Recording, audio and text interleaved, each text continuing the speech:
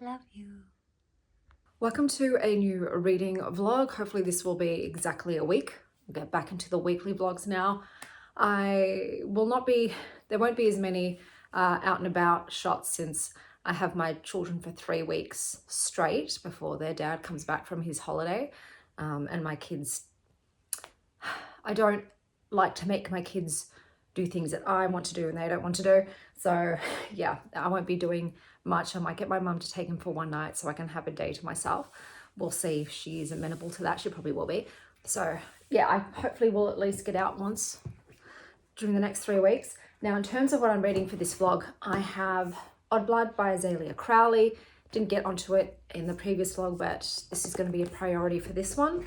I also went to the library and picked up 2 books. So I've got Her Fearful Symmetry by Audrey Niffenegger. I just was caught by the cover and it said, "A bad thing about dying is that I've started to feel as though I'm being erased." So this woman, Elspeth, dies and then leaves her flat to her 2 nieces who didn't even know she existed. But it's supposed to be weird fiction because it's got weird girls. So it's vintage classics and it says weird girls. Yeah, weird girls. So I had to pick it up. I love weird girls. And then I grabbed this one, The Dinner Party by Viola van der Sant. I have no idea what it's about. It just says there's a dinner party during a heat wave and then everything comes to a head. So this might be, it was blurbed by Lucy Rose from The Lamb. So that made me think it might be horror. But on the back, it doesn't seem like a horror. I'll quickly look it up. If it's more just lit fig, it might not be for me, but if it's a horror dinner party, it might be up my alley. Meow, meow, meow. And on audiobook, I have The Gospel of Loki by Joanne Harris, which is meant to be about Loki, the trickster god. So I thought I would give that a go. So that's what's on the lineup thus far. And I will touch base with you once I've read something. Little shadow hunter. Little shadow hunter. Good morning, guys. We are starting our heat wave. By the end of this video, I'll be wearing no clothes because that's how hot it will be. So let me update you on what I have been reading or listening to. So I was listening to The Gospel of Loki. That is by Joanne Harris, read by Alan Corduna. So this is about Loki, professional problem solver of Asgard.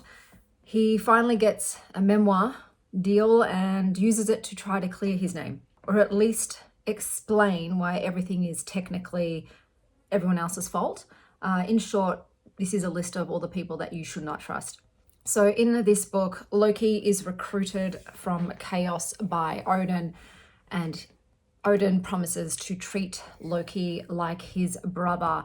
So Loki ends up being in charge of fixing all the messes and inventing solutions and shape-shifting into incredibly weird forms. And somehow he still gets blamed for the inevitable apocalypse of Ragnarok that is warming up in the background. So even though Asgard gets shiny palaces and everything works out for everybody else, Loki gets side-eyed, pregnant, and is involved in a prophecy saying he'll destroy everything. Loki, as usual, is an excellent, unreliable narrator. Okay, he's witty, he's bitter, he's theatrical, he's wounded, and he's absolutely convinced he's the smartest person in any room he's in. He is a morally grey character. He's a good guy, but also not a good guy. You feel sorry for him, and then you're like, actually, you made this mess yourself. So, oh, 1 second, that's a trade. Okie dokie. That was a profit. 1 sec, guys. If I don't log my trades straight away, I forget what I have done. So, good job. I love Loki. It's one of my favorite gods.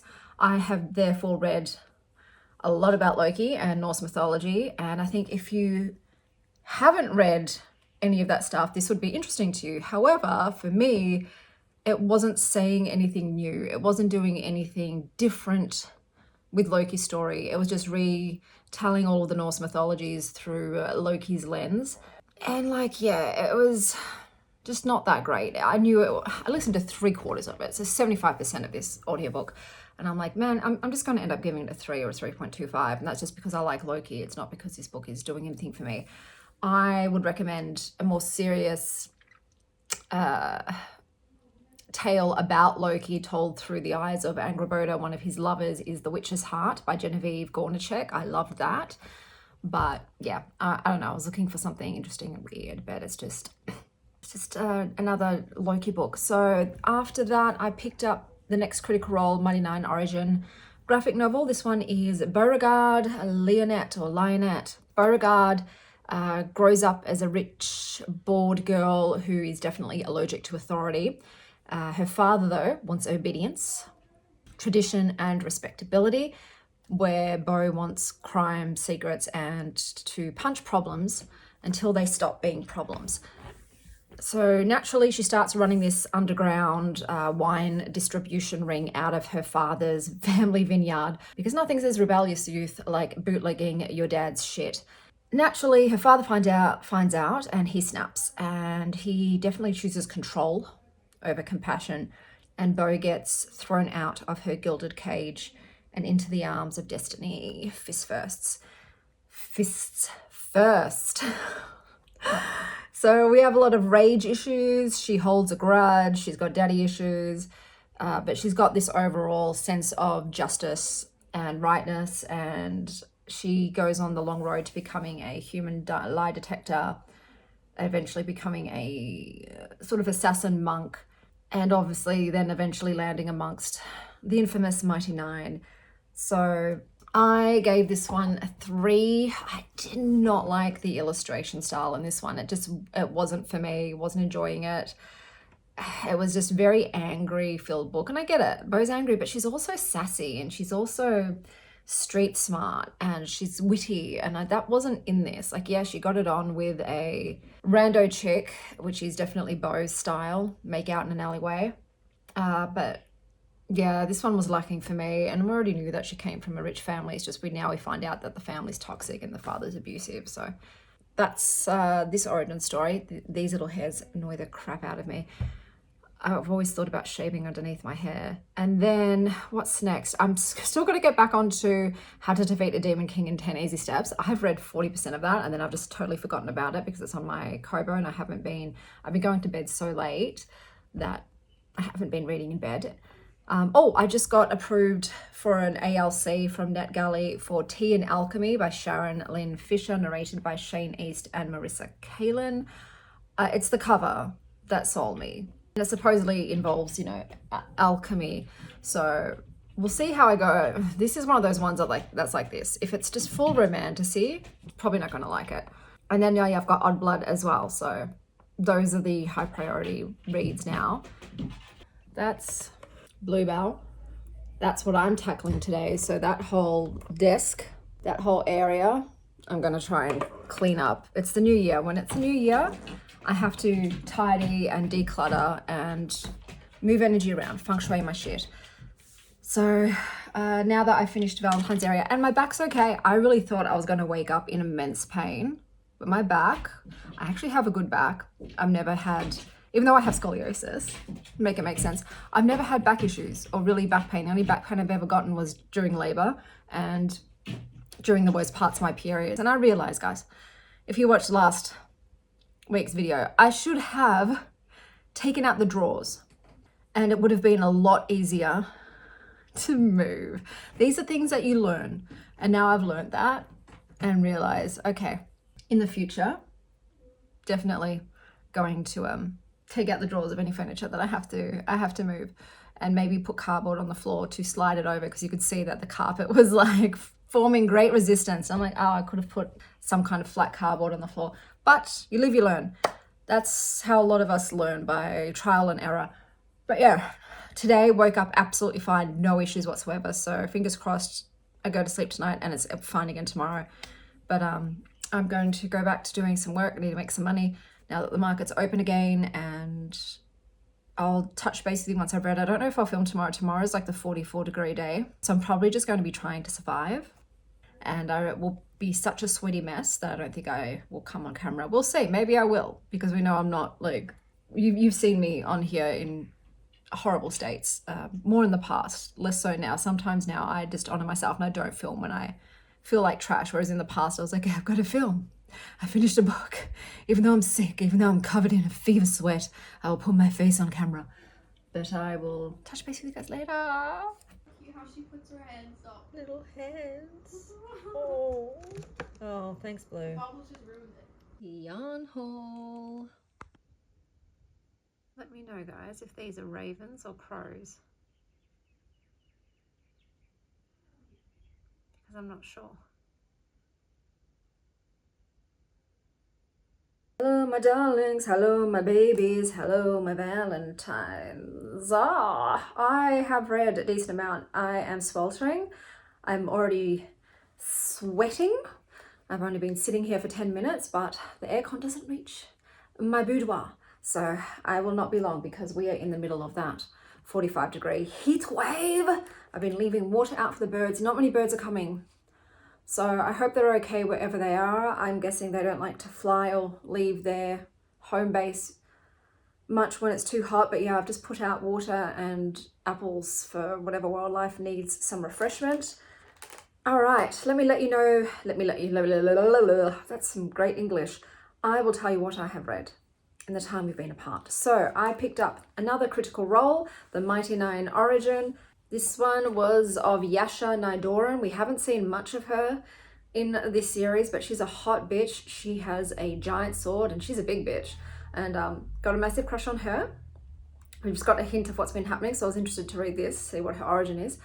So in this book, Yasha is adopted by a warrior tribe.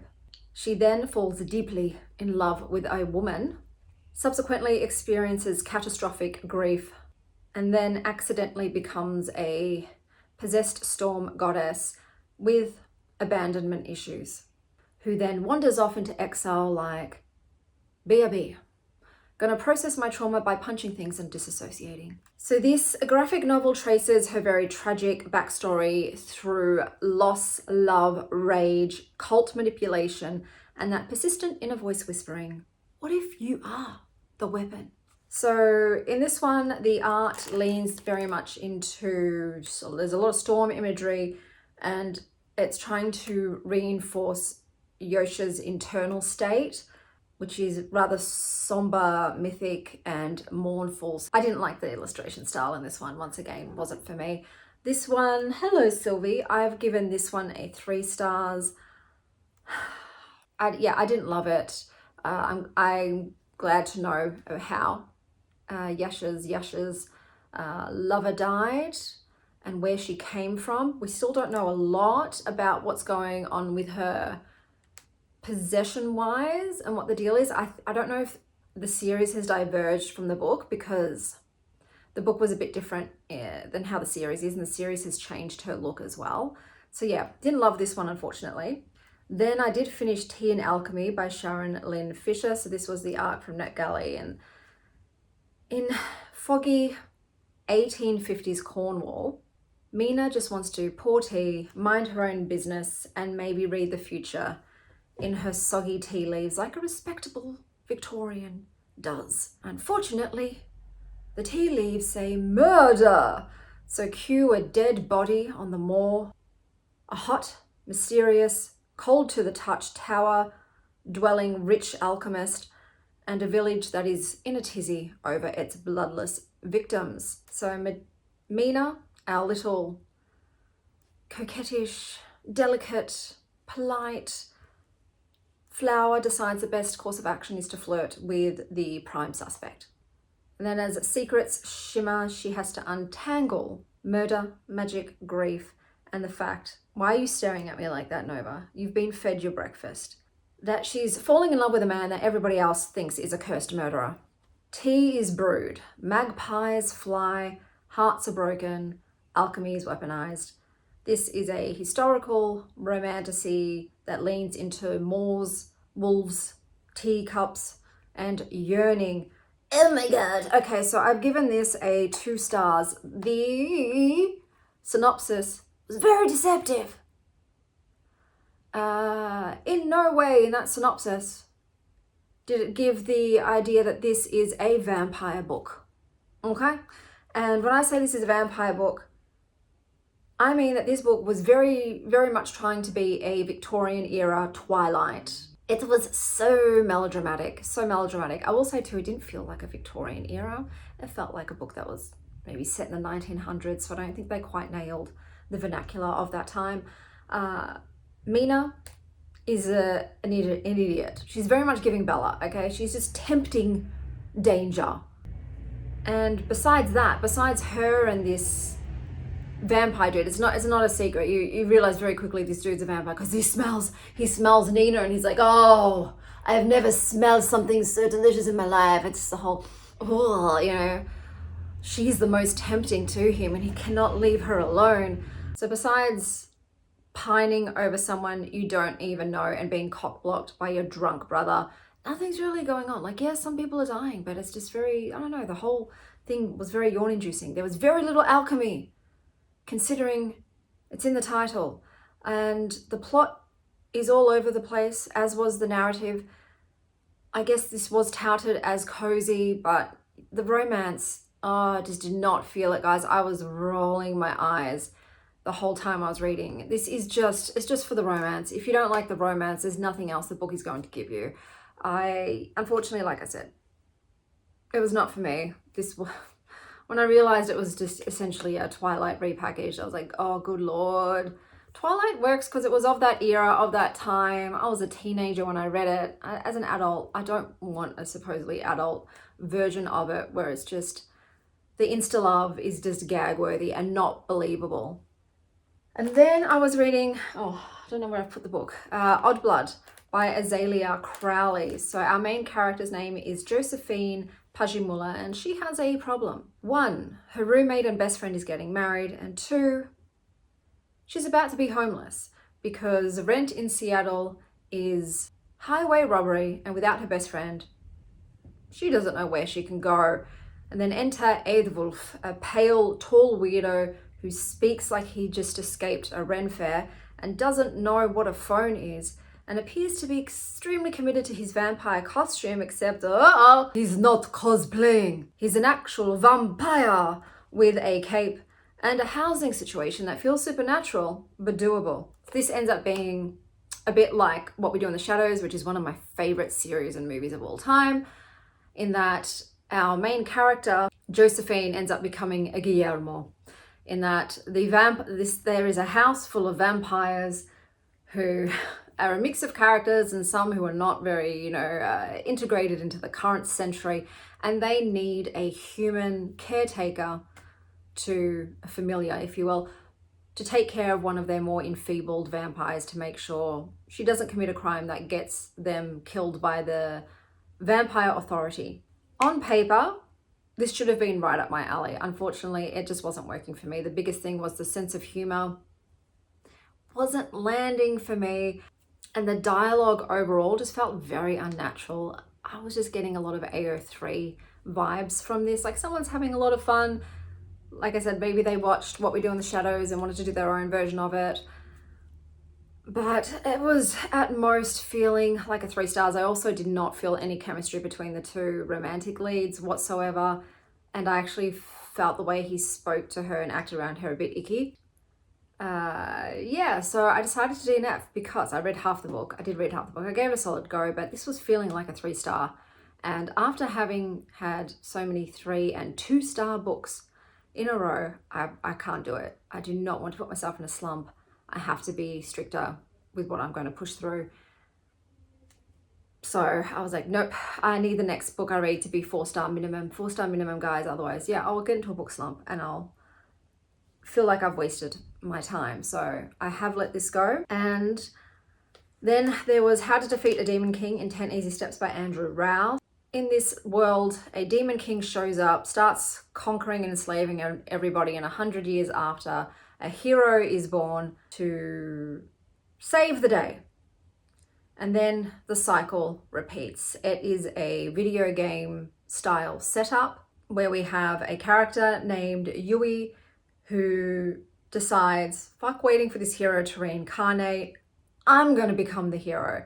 And so she creates this 10-step plan involving stealing the legendary sword, grinding obscure RPG classes that no one else respects, dungeon crawling content clearly designed for someone else, leveling up as efficiently as possible, and then possibly encountering a fairy. It was also very much giving Legends of Zelda, and I think it was purposefully trying to emulate Legends of Zelda.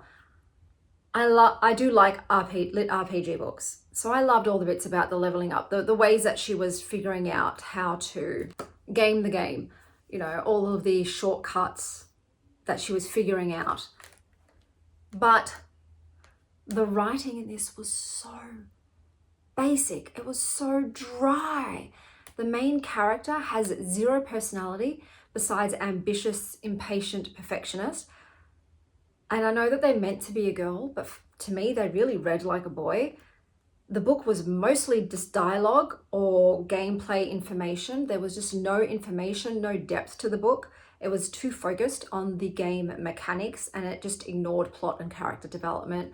So this is just very simplistic. It's so simple. And I guess because my first introduction to lit RPG was Dungeon Crawler Carl, which is substantial. It's a meaty book. It's more than just the lit RPG factor. I am thus comparing everything else I pick up in this subgenre to that. So I love the cover of this. The idea of this was cool, but it was just so one-dimensional. It was so flat. So I DNF'd it. Once again, it was fine. It was giving 3 stars, but no, I've already had too many of those on here. This is my mood reading vlog. Just mediocrity is not welcome here. So I don't know how long it's going to take me to find a 4-star book, at least, but we'll see. I'm currently reading Dark Sisters. I'm so hot and tired. Dark Sisters by Christy DeMeester. I am a bit delirious. So this was one of the books too on my TBR, which is good. I do like to tick them off earlier in the month if I can. So this is set in, well, this is multiple timelines. One of the timelines is the 1600s, and in this timeline, a healer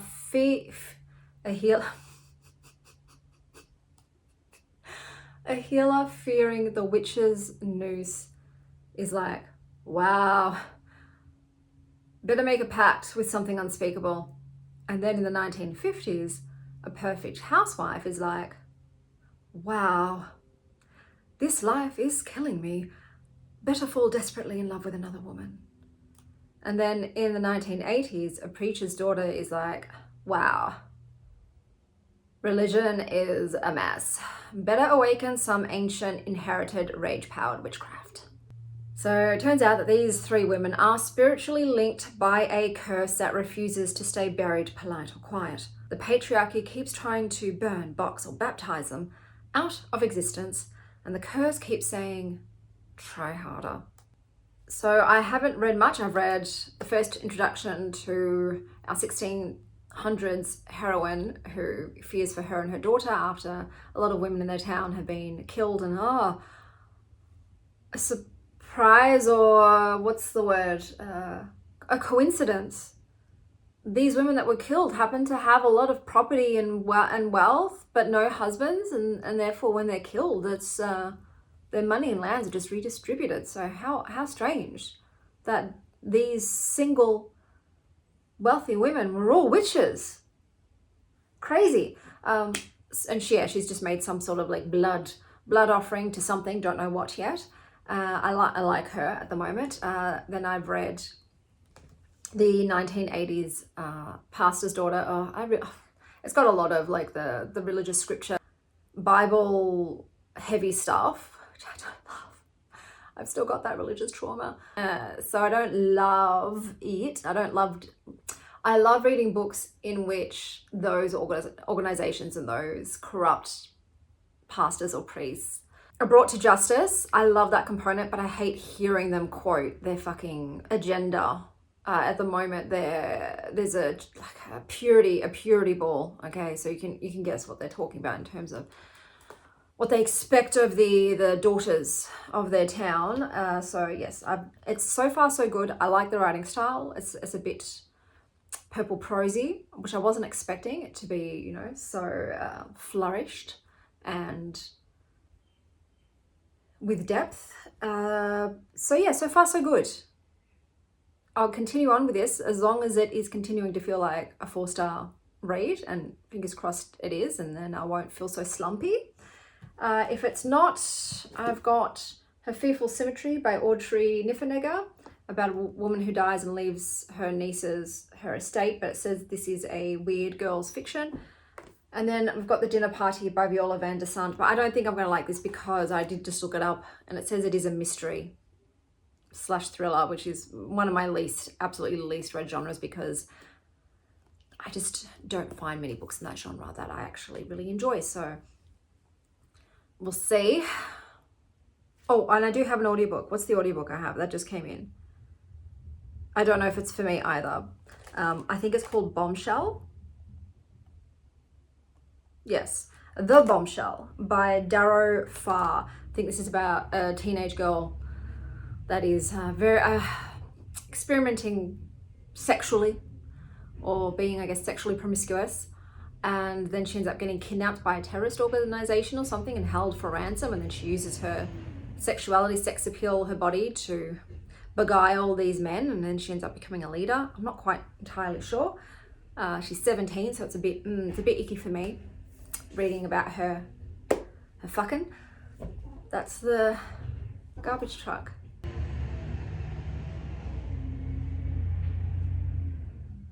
Okay, so that's what we're doing. Today is Thursday, so I'll be finishing this vlog on Saturday, wherever we're at.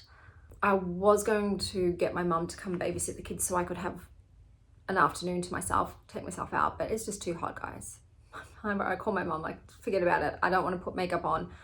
I don't want to go out. It's just too hot, and I'll just wait until their dad gets back. So yeah, I will have gone 3 weeks without any time to myself, but that's okay. I love my kids, thank God. Thank God I like them. But yes, I think that's everything. But that's everything for now. Okay, I'm back. I just popped out quickly because V's having friends over today and I wasn't prepared. My groceries aren't coming until late afternoon, so I just got some little cakes so I can do a little platter, so I can make a little platter of nibbles for them. And I also, while I was out, is that really crooked? Is that better? While I was out, I popped into the library. I'm just checking the market, and I got some books. So I've got The Crustacean by Jang Jin Young, translated by Chi Young Kim. Alyssa Nutting wrote a blurb on here, so I'm assuming this will be fucking weird. Chichirim is a plain 13-year-old kid, an ordinary, misunderstood, lonely schoolgirl, a child with a terrible secret. Oh no, that's why Alyssa Nutting has blurbed this. Okay. When I was 13, I knew nothing about anything. I only cared about love, and the older man, who I thought I fell in love with, never told me he was divorced. I made that up on my own. No! Okay, I might not be reading this. If this is about a 13-year-old fucking a married adult man, then that's a no from me, dog. I've got The Wax Child by Olga Raun. I have to check how to pronounce her name. I always forget. Translated by Martin Aitken. I haven't loved her stuff, I'll be perfectly frank with you, but the premise of this intrigued me. A vision of witchcraft. It was a black night in the year 1620 when Christens made the wax child. She set it in the image of a small human. It watches and listens. This is based on the 17th century Danish witch trial. This one includes magic. It's got end pages, which is very cool. Is it the same on the back? Yeah, it's like a witch burning. So I'm going to give it a go. I also got Angels Before Man by Raphael Nicholas. I'm just going to check to see if I've actually gotten this for a It's the Vibe or not. A queer retelling of the fall of Satan. So that just sounded really, really cool to me.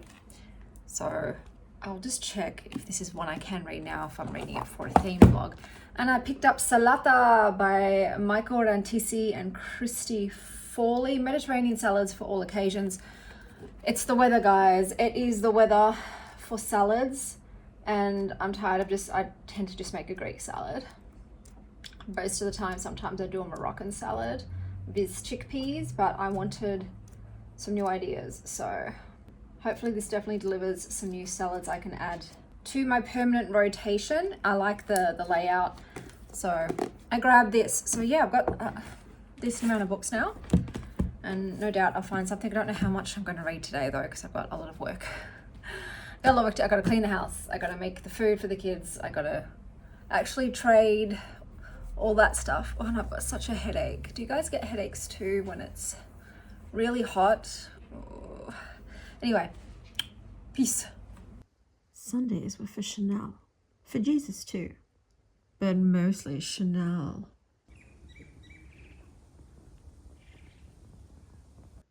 Look at this little munchkin over here. She's so cute, Sylvie. And then look at these little guys. Yeah, it's a hot day today.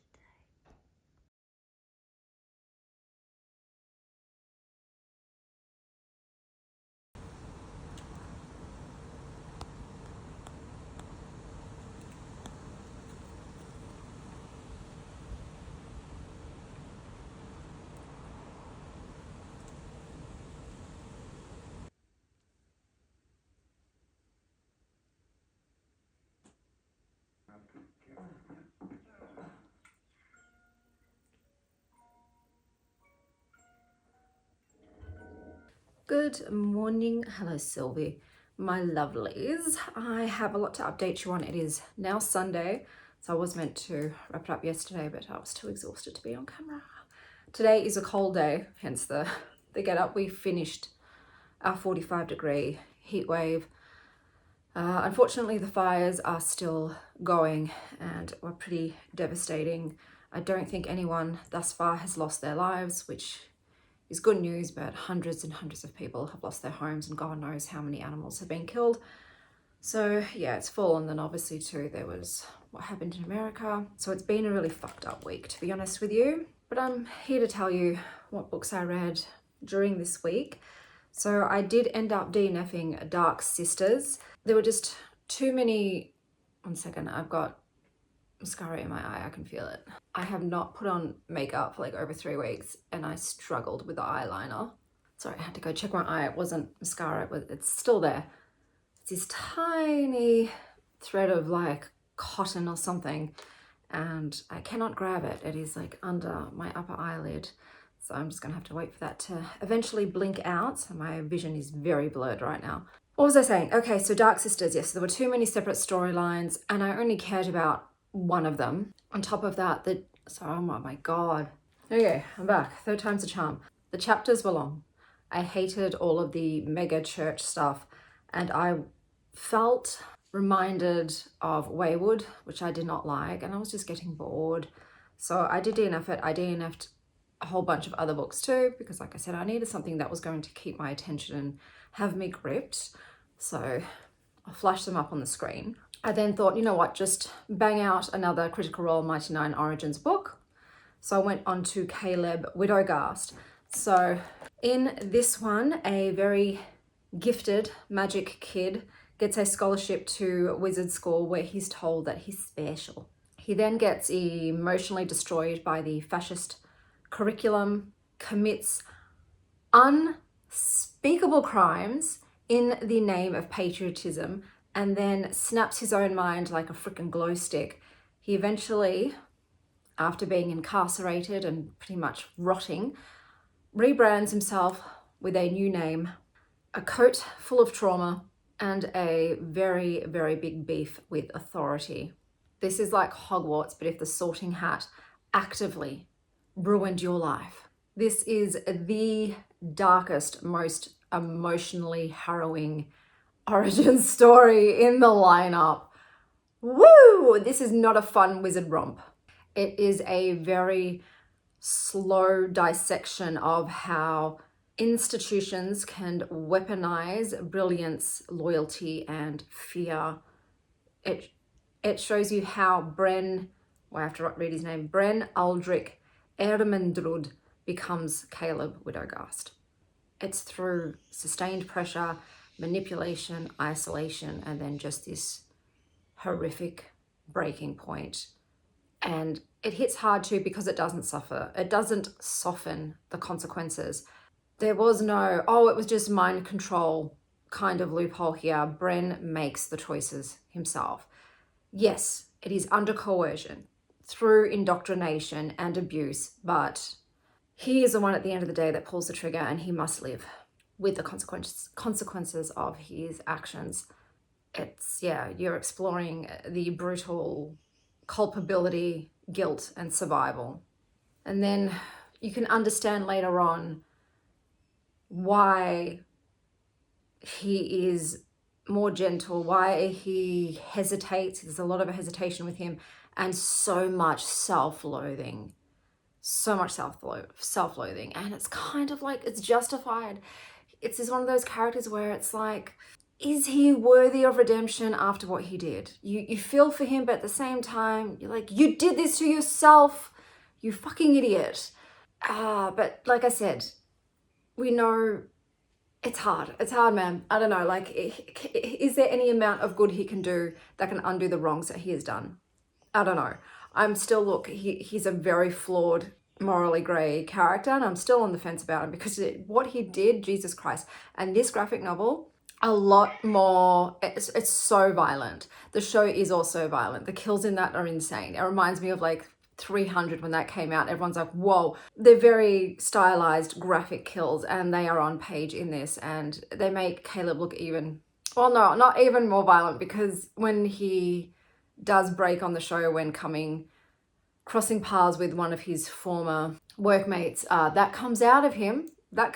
So we have seen what he's capable of in the show, but there's also lots of sex.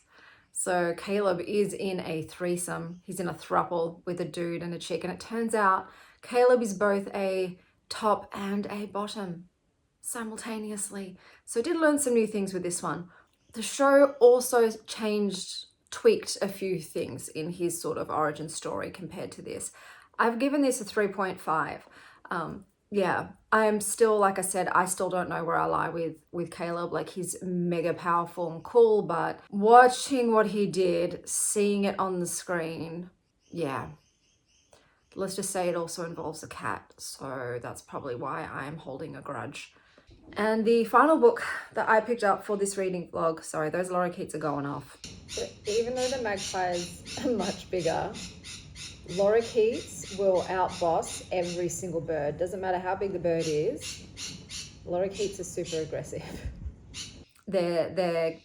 Lorikeets are paired birds, so they have their partner, but they can tend to be territorial, and they get into fights with other paired lorikeets. And like I said, they're the bullies of the bird world.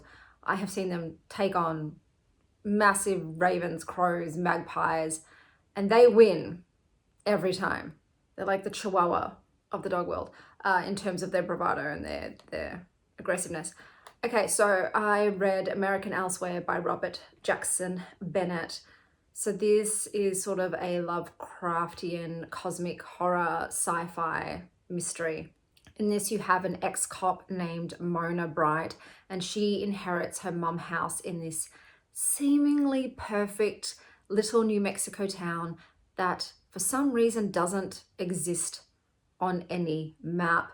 Its name is Wink, and Wink has very friendly neighbors, tidy lawns, and a vibe that screams too perfect to be true.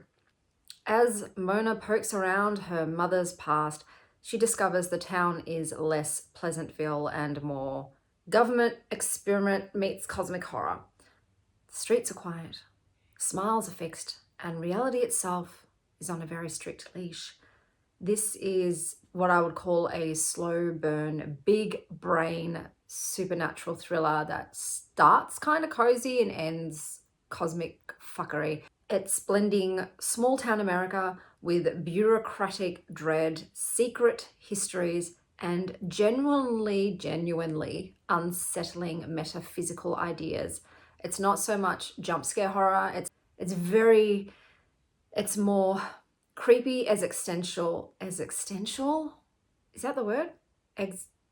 Existential unease, and it does have a lot of world building going on, so understand that. The pacing is very slow, okay? It is so slow. Mona is a pretty decent lead. She does have some anger issues. And there's a lot of themes about control, community, and who gets to define normal. Normal, it's way too long. I've given this a 3.5 stars, but it's way too long. It is almost 700 pages. It does not need to be 700 pages. I feel like there are a lot of chapters, whole chapters that could be cut out, especially to do with the Roadhouse characters. I felt a lot of them were just superfluous and none of us care about those people. There was a whole scene too with a teenage boy and his raging boner. Could have been done a different way to convey what it wanted to convey in that scene. But yeah, I think it probably could have been 400, so almost 300 pages on the guillotine. That being said too, even with the 700 pages, you will be confused most of the time. I will admit, I'm not ashamed to admit that I think a lot of this went straight over my head. There was a lot about cosmic bruising as a like physics theory. I don't know if it's a theory or if it's actually an established fact, but that was a main physics element in this cosmic bruising. I love the idea of it, and I was intrigued to find out like what was going on and see how it ended, which is why I've given it 3.5. But like I said, that the pacing killed me. A lot of the heavy metaphysics stuff was a bit too much for my little brain to comprehend. I've been having a lot of brain fog lately, a lot. So I am struggling more than usual.